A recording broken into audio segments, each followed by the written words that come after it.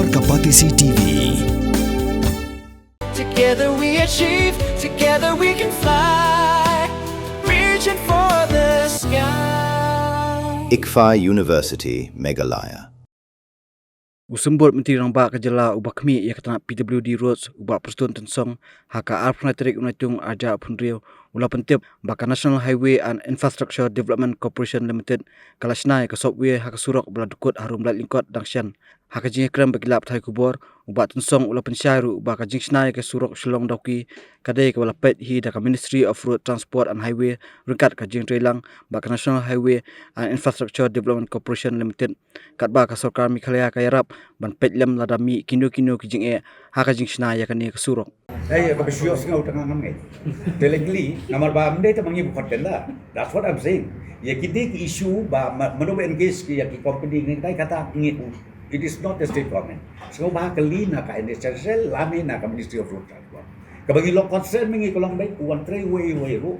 Kabalok kabangi kwa kolong badai bas pendep ya kanika Surok adil as possible.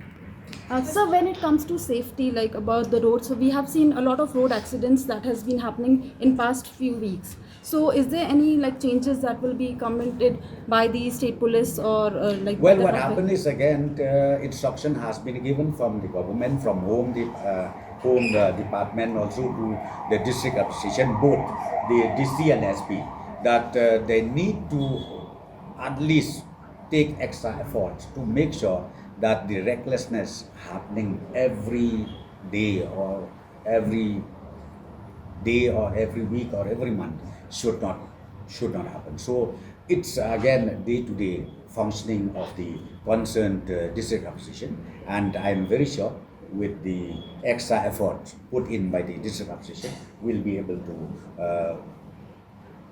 curtail this kind of accident which happens very unfortunately.